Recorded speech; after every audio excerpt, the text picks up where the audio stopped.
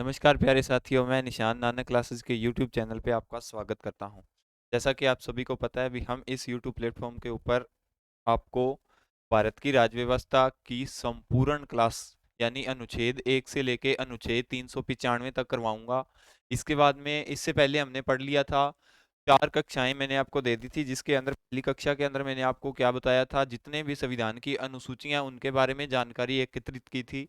और भाग नंबर 1 पढ़ लिया था, जिसके अंदर हमने देखा था संघ और राज्य की परिभाषा के बारे में चर्चा की थी। भाग नंबर 2 पढ़ा था, जिसके अंदर नागरिकता के बारे में चर्चा की थी। भाग नंबर 3 कंप्लीट किया था, जिसके अंदर हमने मूल अधिकारों की चर्चा की थी। तो आज हम लेके आए हैं भाग नंबर 4। भाग नंबर 4 के अंदर क्या है हमारा, भाग नंबर 4 हमारा कहता है राज्य के नीति निदेशक तत्व। राज्य के नीति निर्देशक की चर्चा कहाँ पे है, भाग नंबर 4 के अंदर है। और अनुच्छेद देख लेना, इसके अंदर अनुच्छेदों की संख्या कितनी आएगी, 36 से लेके 51 तक अनुच्छेद आएंगे। इसके अंदर कितने अनुच्छेद आएंगे, 12 से लेके 35 तक तो मैंने आपको बताया था, भाग नंबर 3 के अंदर आ गए थे, जिसके अंदर मूल अधिकारों के ऊपर चर्चा थी। अभी 36 से लेके 51 तक किसके अंदर आएंगे, 51 तक आएंगे राज्य के नीति निदेशक तत्व। सबसे पहले आप सबको पता होना चाहिए राज्य के नीति निदेशक तत्वों के बारे में है क्या, राज्य के नीति निदेशक तत्व। तो मैंने आपको जब अनुच्छेद 12 करवाया था तब मैंने आपको राज्य की परिभाषा बताई थी कि वह संस्था जो अपने कानून बनाने के लिए खुद समर्थ हो उसे क्या बोला जाता है, उसे राज्य बोला जाता है। उसे क्या बोला जाता है, उसे राज्य बोला जाता है। तो जो भारत का संविधान है, भारत का संविधान उस राज्य यानी भारत के कुछ तो 28 तो राज्य हैं भारत के अंदर, 28 राज्य प्लस कुछ ऐसे विभाग हैं जो अपना निर्णय लेने के लिए स्वतंत्र हैं। जैसे जितने भी मंत्री हैं ना, केंद्रीय मंत्री होते हैं, जितने हर एक विभाग का अपना अलग अलग मंत्री होता है, जैसे रेलवे विभाग हो गया, शिक्षा विभाग हो गया, तो ये सभी क्या आ जाएंगे, ये अपने आप के अंदर एक राज्य ही आ जाएंगे। ठीक है। इन सभी राज्यों को चलाने के लिए भारत के संविधान ने कुछ नीति निदेशक तत्व दिए हैं, जिसको भाग नंबर 4 के अंदर रखा गया है और अनुच्छेद 36 से लेके 51 तक रखा गया है। ये बात आपको समझ में आ जाएगी। ठीक है।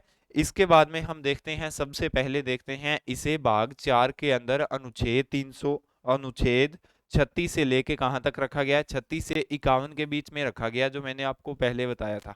कहां तक रखा गया है, अनुच्छेद 36 से लेके 51 तक रखा गया है। इसे आयरलैंड के संविधान से लाया गया है। सबसे इंपॉर्टेंट बात होती है, भारत के संविधान के अंदर जो राज्य के नीति निर्देशक तत्व हैं उन्हें कहाँ से लाया गया, तो आप सभी को पता होना चाहिए उन्हें कहाँ से लाया गया है, उन्हें आयरलैंड के संविधान से लाया गया है।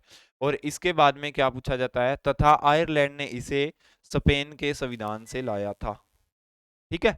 इसके बाद में देख लेना, ये ऐसे तत्व होते हैं जो देश के लिए आवश्यक हैं, किंतु संविधान बनते समय सरकार के पास इतने धन तथा संसाधन नहीं थे जो उन्हें उपलब्ध करा सके, अतः यह सरकार की इच्छा पर निर्भर करते हैं।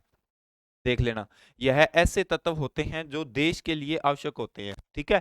ऐसे तत्व होते हैं जो देश को चलाने के लिए, देश को आगे बढ़ाने के लिए, मतलब कि विकास के रास्ते पर चलने के लिए इन सभी तत्वों की आवश्यकता पड़ती है। किंतु संविधान बनते समय, यानी संविधान कब बना था, 1950 को बन के रेडी हुआ था, तब 1950 के समय भारत की सरकार के पास उतना पैसा नहीं था कि जो इन सभी तत्वों को लागू कर सके। उदाहरण के तौर पे मैं आपको बताता हूं, जैसे अभी विधवा पेंशन स्कीम चल रही है या बुढ़ापा पेंशन चल रही है ना, तो ये कब है, ये जब संविधान बना था तब सरकार के पास इतने पैसे नहीं थे भी संविधान जो सरकार है भारत की वो सारी की सारी इन सभी स्कीमों को लागू कर सके। ठीक है। तो इसीलिए बोला जाता है, किंतु संविधान बनते समय सरकार के पास इतना धन नहीं था, इतना धन तथा संसाधन नहीं थे जो उन्हें उपलब्ध करा सके, अतः यह सरकार की इच्छा पर निर्भर करते हैं। जो राज्य होता है ना, ये राज्य की इच्छा पर निर्भर करते हैं भी राज्य इन सभी स्कीमों को चलाए या न चलाए। ठीक है। कोई बाध्यकारी नहीं है, कोई कोई भी राज्य इसके लिए बाध्य नहीं होगा, भी उसको चलाना आवश्यक ही होगा। ठीक है। इसके बाद में बात करते हैं, नीति निदेशक तत्व का उद्देश्य सामाजिक तथा आर्थिक लोकतंत्र की स्थापना करना है। ये बात आ गई ना, मैंने आपको क्या बोला था, जो नीति निदेशक तत्व होते हैं उनका उद्देश्य, मुख्य उद्देश्य क्या होना चाहिए उनका? सामाजिक, यानी समाज तथा आर्थिक लोकतंत्र की स्थापना करना है। यानी एक शानदार समाज की स्थापना करना किसका उद्देश्य होता है? नीति निर्देशक तत्व का उद्देश्य होता है। इसे संविधान का आदर्श भी कहा जाता है, ये बात याद रख लेना।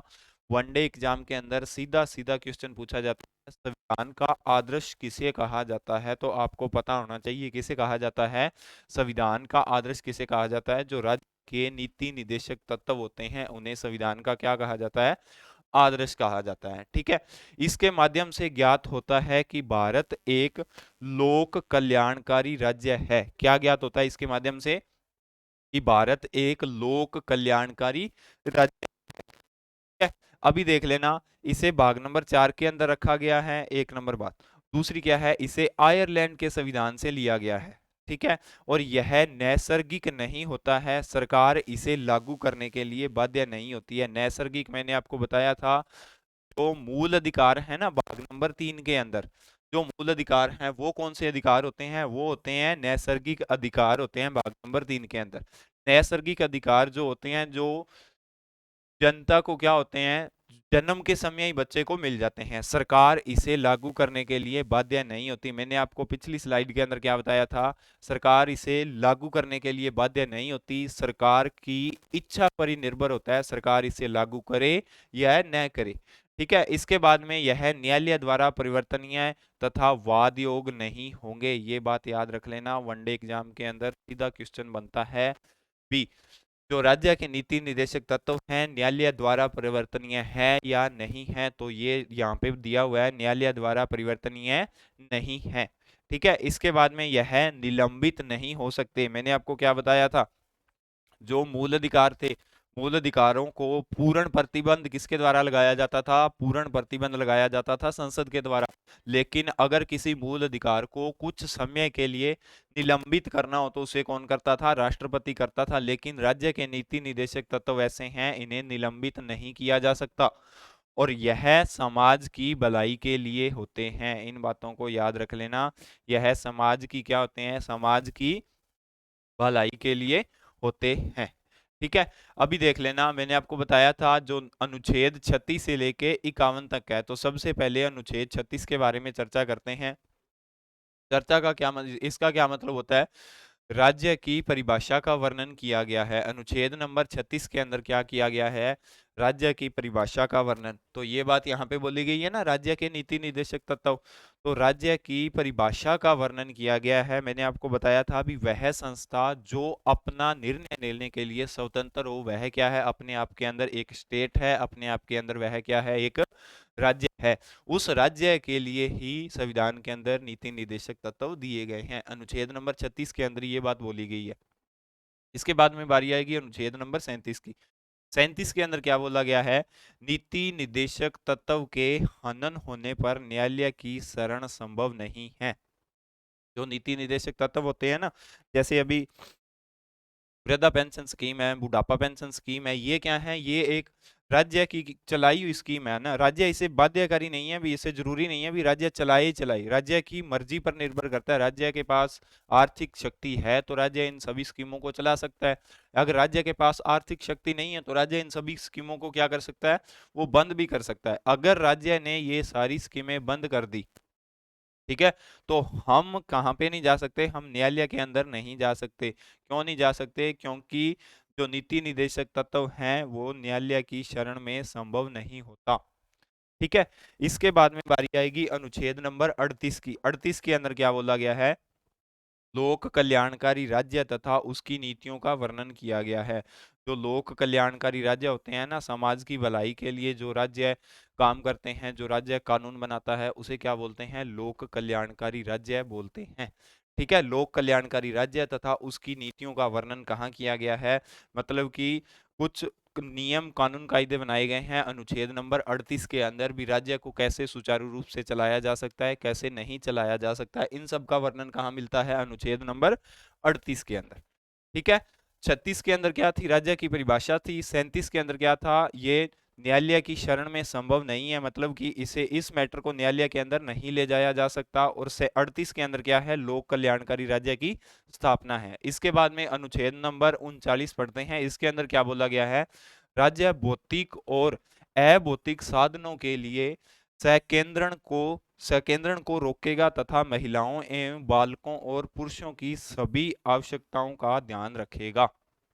राज्य के अंदर जितनी भी पॉपुलेशन है, उसके अंदर चाहे कोई बच्चा है, चाहे कोई महिला है, चाहे कोई पुरुष है, उन सब की जितनी भी मूलभूत आवश्यकता है, राज्य का क्या अधिकार है, राज्य उन सभी की मूलभूत आवश्यकताओं का क्या रखेगा, ध्यान रखेगा।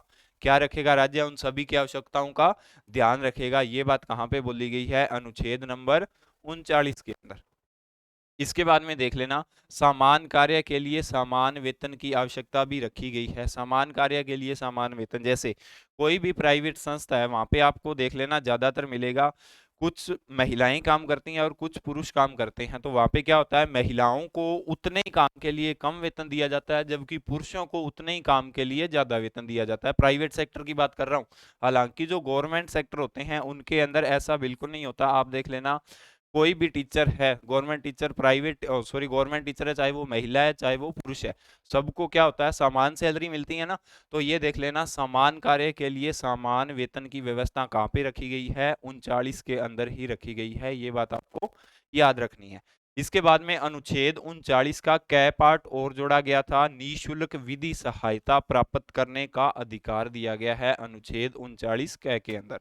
अगर कोई ऐसा व्यक्ति जिसे कानून के बारे में जानकारी नहीं है और उसे कानून की जानकारी की आवश्यकता है, तो सरकार के द्वारा 39 के कै पार्ट के अंदर यह प्रावधान किया गया है भी उसे विधिक सहायता भी प्रदान की जा सकती है। इसके बाद में देखते हैं अनुच्छेद नंबर 40। अनुच्छेद नंबर 40 के अंदर क्या बोला गया है, राज्य ग्राम पंचायतों को बढ़ावा देकर उन्हें शक्तियां प्रदान करेगा।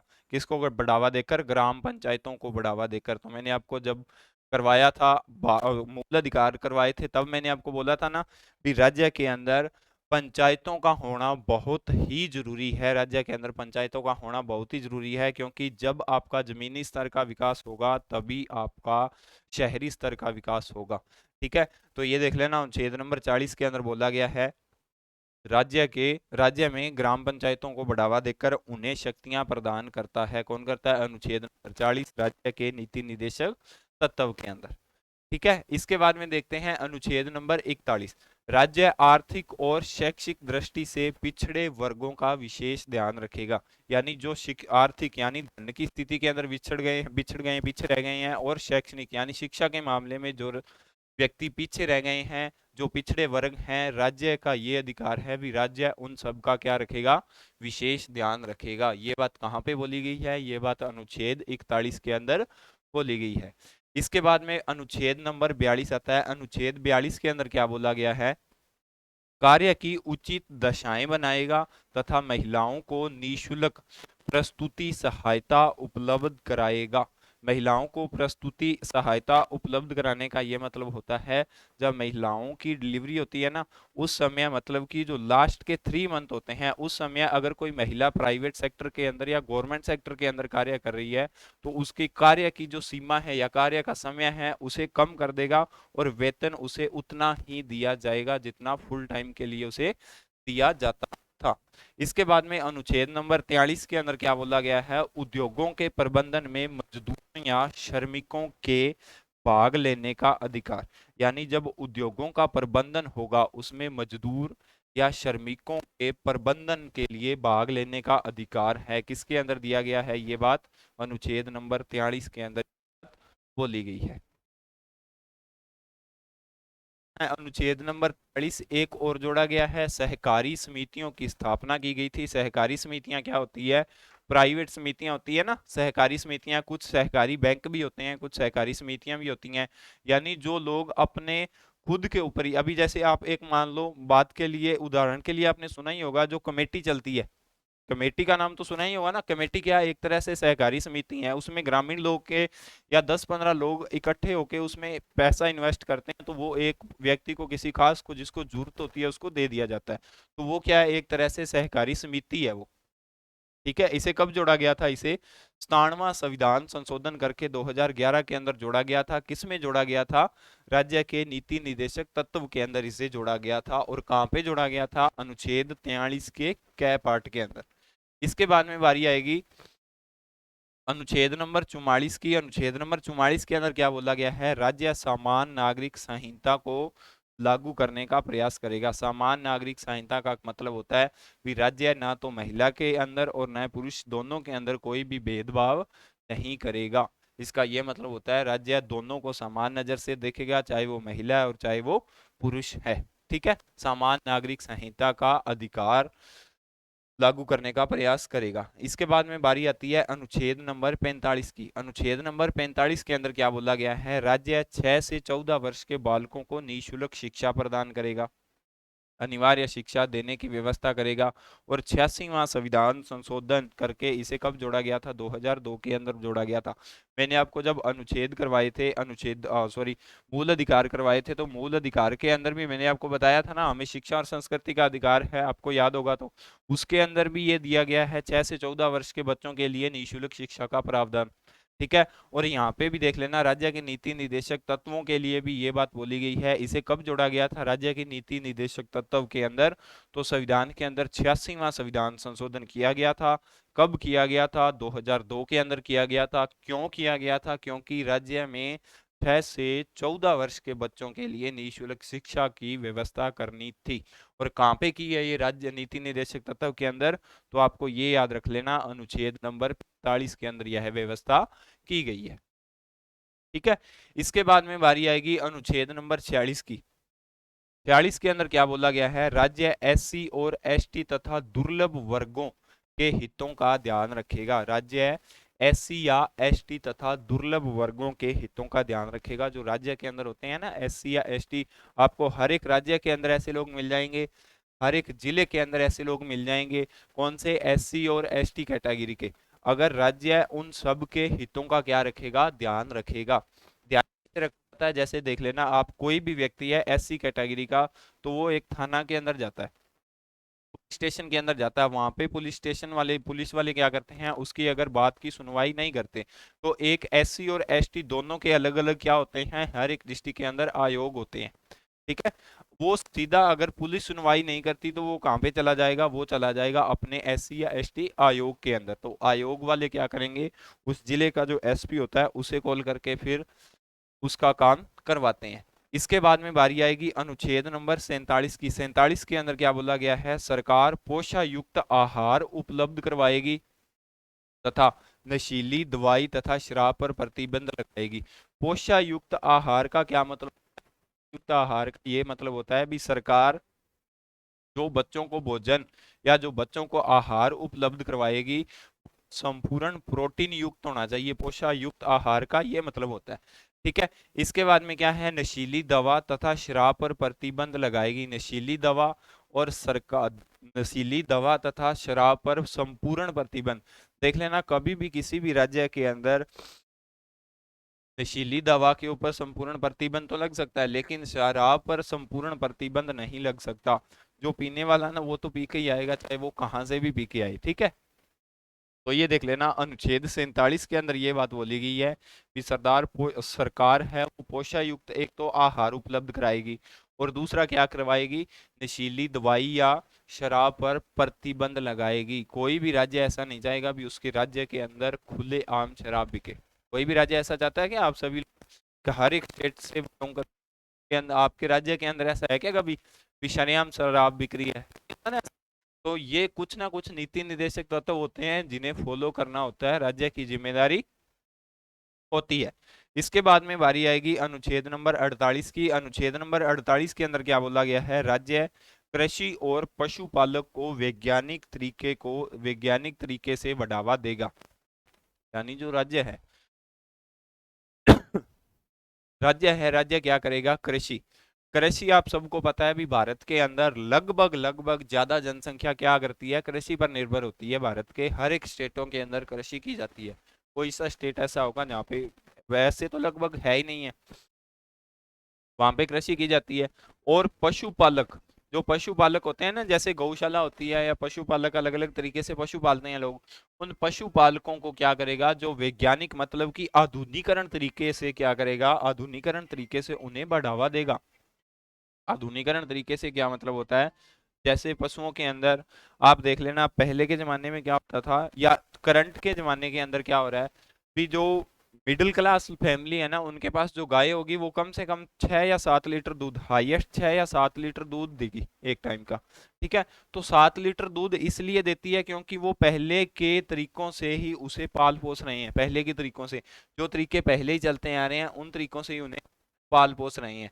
और इसके बाद में देख लेना, सरकार को क्या चाहिए या राज्य को क्या चाहिए भी, ऐसी नस्लें लेके आए जो कम से कम एक टाइम का 10 या 12 लीटर दूध दे, जिससे मतलब कि इनकम भी हो सके, और उनका जो व्यक्ति गाय पाल रहा है या जो पशुपालक है उसके 2 रुपए इनकम भी हो जाएगी, एक उसका घर खर्चा भी निकलने लग जाएगा। और एक जो पशुपालक होगा, अगर एक पशुपालक है उसके पास पेमेंट आने लग गई, मतलब कि गाय पाल के उसके पास पेमेंट आ रही है, तो इसको देख के एक घर तो और गाय पालेगा ना कम से कम।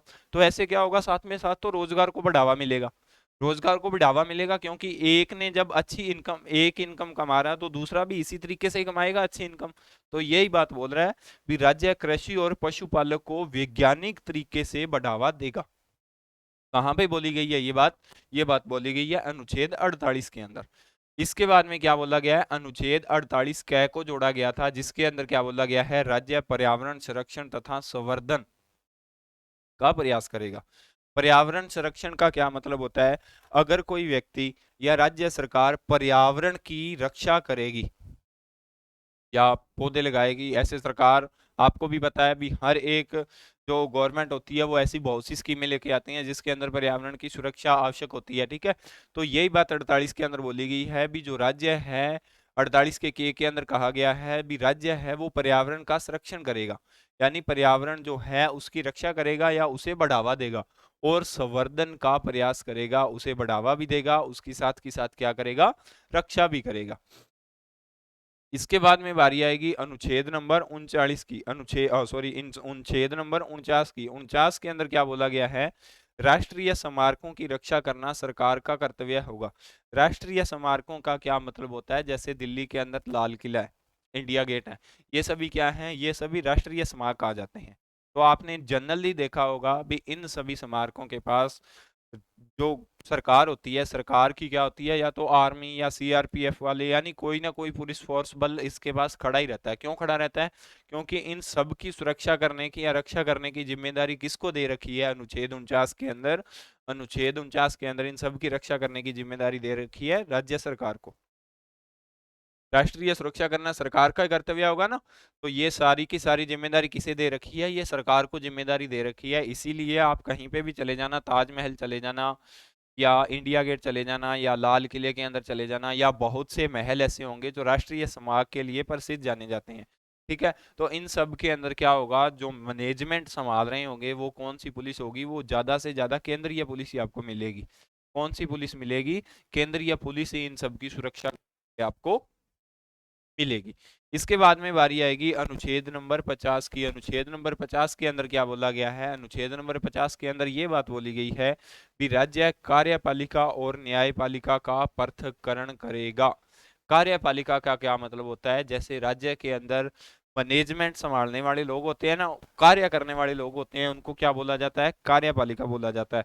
और न्यायपालिका क्या होता है, इन दोनों की भूमिका हमेशा ही अलग अलग होती है। जब भाग 5 में करवाऊंगा ना तो आपको बाई डिटेल से समझाऊंगा।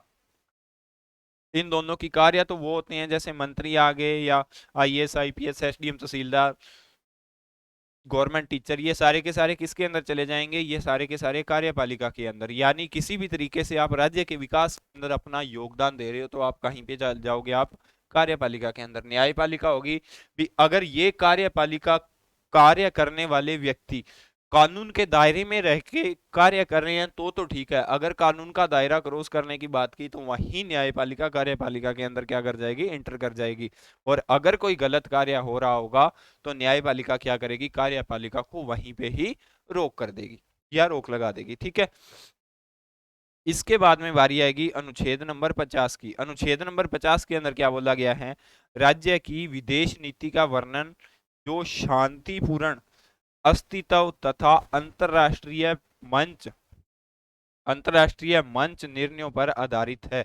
यानी भारत की विदेश नीति का वर्णन है। भारत की विदेश नीति का वर्णन का ये मतलब होता है, अभी अभी जैसे कोई भी देश है, कोई जरूरी नहीं है आप भारत की बात मानो, चलो अपन भारत की उदाहरण लेते हैं। तो भारत ऐसा देश है, अभी उसको चलाने के लिए दुनिया के तमाम देशों की आवश्यकता होती है। जैसे कच्चे तेल की आवश्यकता बहुत पड़ती है भारत के अंदर, भारत के अंदर खिलौनों की आवश्यकता बहुत पड़ती है, या बहुत सी ऐसी सामग्री है जो भारत के अंदर आती है, तभी भारत आगे चलता है। और बहुत सा सामान ऐसा भी है जो भारत से दूसरे देशों के अंदर निर्यात होता है या बेचा जाता है। बहुत सा सामान है, कोई जरूरी नहीं है भी एक देश आपसे सामान खरीदे जा रहा और आप उसे कुछ ले भी नहीं रहे। आवश्यकता है, यानी कोई भी देश ऐसा ऐसा नहीं है दुनिया के ऊपर जो एक खुद अपने बलबूते के अंदर ही, यानी उसे किसी भी देश की आवश्यकता न हो। तो कोई भी देश ऐसा नहीं है। हर एक देश किसी न किसी देश की सहायता से ही चल रहा है। तो जो भारत की विदेश नीति है उसे शांतिपूर्ण अस्तित्व तथा अंतर्राष्ट्रीय मंच निर्णयों पर आधारित है। यानी जो भारत की विदेश नीति है, आप दूसरे देशों के साथ आयात निर्यात कर रहे हो या विदेश नीतियां बना रहे हो, तो उसे शांतिपूर्ण तरीके से बनाना चाहिए, पहली बात। और दूसरी बात यह है शांतिपूर्ण और सह अस्तित्व तथा अंतर्राष्ट्रीय मंच पर। यानी आप ऐसी नीतियां बनाओगे जब भी आप अंतर्राष्ट्रीय मंच पर एकत्रित होगे, यानी जब भी आप अंतर्राष्ट्रीय मंच पर एकत्रित होगे तो वो नीतियां आपकी क्या करेगी, आपकी सहायता करेगी उस समय के ऊपर। ये बात कहाँ पे बोली गई है? ये बात बोली गई है अनुच्छेद नंबर 51 के अंदर। कहाँ पे बोली गई है? अनुच्छेद नंबर 51 के अंदर ये बात बोली गई है। इसके बाद में देख लेना, अनुच्छेद 51 के अंदर एक पार्ट और जोड़ा गया था जिसे 51 के अंदर कै बोला गया है। बाई सॉरी, ये तो था यहाँ पे, तो यहाँ तक तो थे राज्य के नीति निर्देशक तत्व। ठीक है, अभी बारी आएगी मौलिक कर्तव्यों की। मैंने आपको क्या करवाया था? मौलिक मूल अधिकार करवा दिए थे। अभी देख लेना, अभी बारी किसकी आएगी? मौलिक कर्तव्य। मौलिक कर्तव्य की बारी आएगी। मौलिक कर्तव्य का क्या मतलब होता है? इसे अनुच्छेद, मौलिक कर्तव्य और मूल अधिकार दोनों समान समान है, मैंने आपको बताया था। तो देख लेना, अनुच्छेद 51 कै को जोड़ के 42वें संविधान संशोधन 1976 द्वारा सरकार सरदार स्वर्ण सिंह समिति की सिफारिशों के आधार पर जोड़े गए थे। क्या जोड़े गए थे? मौलिक कर्तव्य जोड़े गए थे। यहाँ पे लिखना था तो बाई मिस्टेक हो गया। ये देख लेना, अनुच्छेद 51 के द्वारा कै पार्ट जोड़ा गया, इसमें 42वां संविधान संशोधन 1976 किया। 1976 किया, और 76 करने के बाद में क्या बोला गया था? सरदार स्वर्ण सिंह की समिति की सिफारिश के आधार पे जोड़े गए थे। तो ठीक है, तो यहाँ पे मैं लिख रहा हूं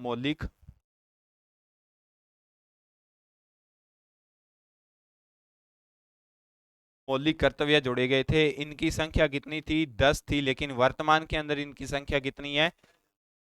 इनकी संख्या कितनी है? 11 है। वर्तमान के अंदर इनकी संख्या कितनी है? 11 है वर्तमान के अंदर इनकी संख्या। ठीक है, आपको ये बात याद रखनी है।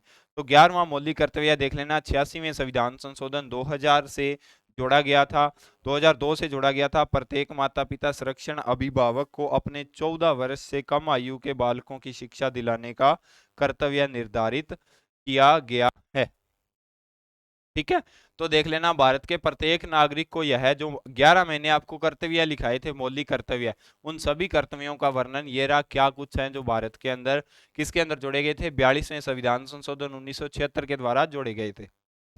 तो देख लेना, एक नंबर क्या बोल रहा है? संविधान का पालन करें, यानी जितने भी भारत के नागरिक हैं वो क्या करें? संविधान का पालन करें और उसके आदर्शों, संस्थाओं, राष्ट्र ध्वज तथा राष्ट्रगान का भी आदर करें। उसके आदर्शों, संस्थाओं, यानी उसके आदर्श हैं जो भारत के आदर्श हैं, और संस्थाओं, और राष्ट्र ध्वज यानी झंडे और राष्ट्रगान का भी क्या करें? आदर करें। ये हमारा क्या है? पहला मौलिक कर्तव्य है।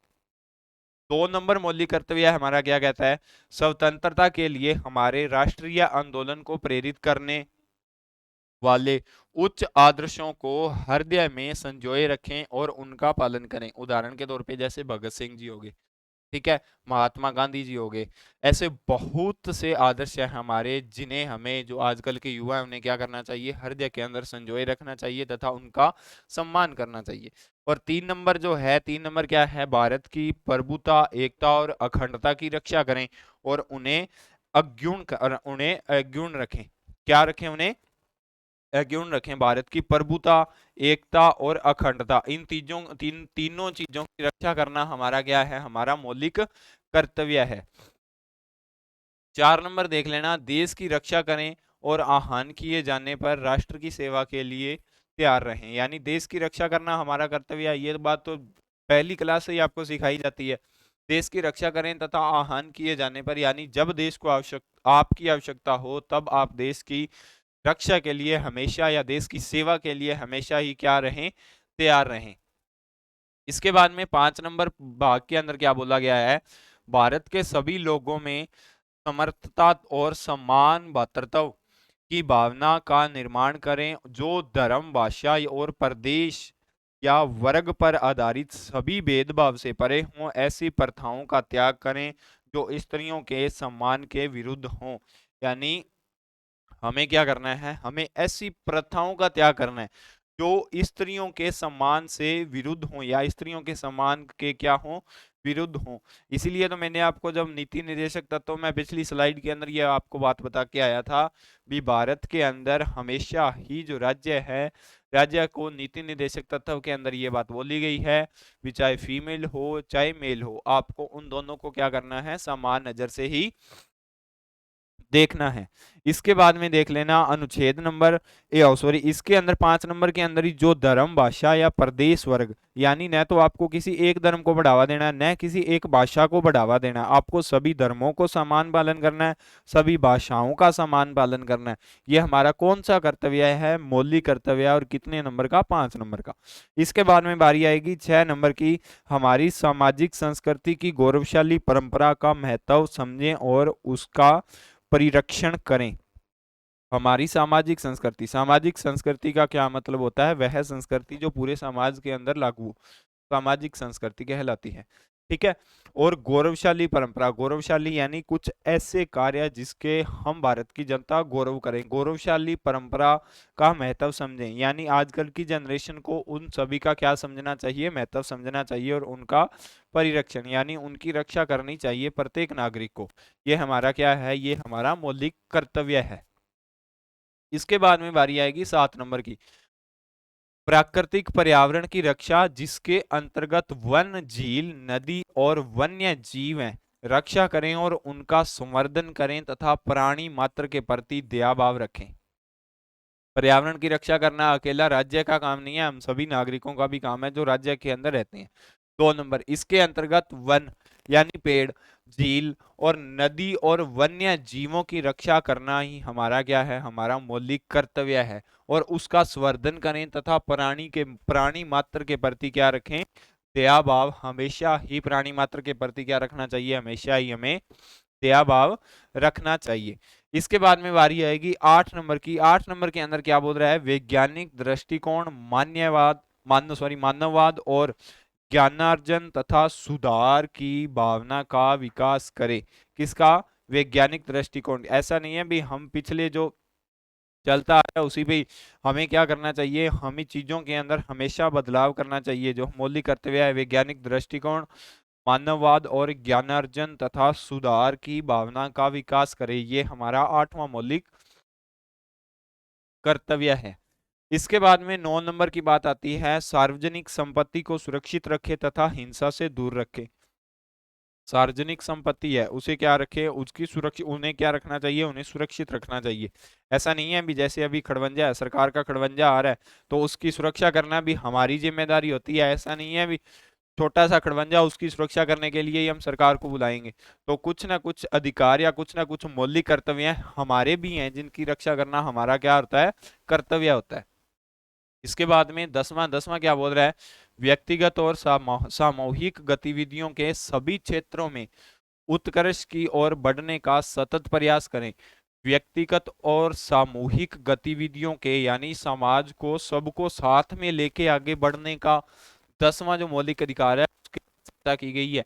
समाज के अंदर सभी लोगों को साथ में, सभी गतिविधियों के अंदर साथ में हमें क्या करना चाहिए, आगे बढ़ना चाहिए या सतत प्रयास करें, जिससे राष्ट्र निरंतर बढ़ते हुए पर्यटन और उपलब्धियों की नई ऊंचाइयों को छू ले, नई ऊंचाइयों को क्या कर ले, छू ले।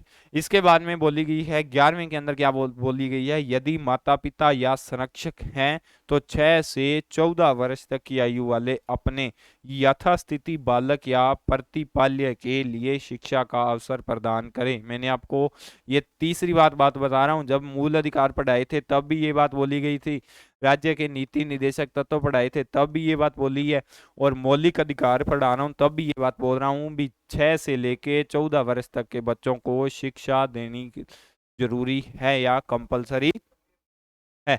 ठीक है, तो ये थे दोस्तों आपके भाग नंबर 4 के अंदर। भाग नंबर 4 होता है जिसके अंदर जितने भी राज्य के नीति निदेशक तत्व थे, आपको 36 से लेके 51 तक मैंने आपको अच्छे से बाय डिटेल करवाए हैं।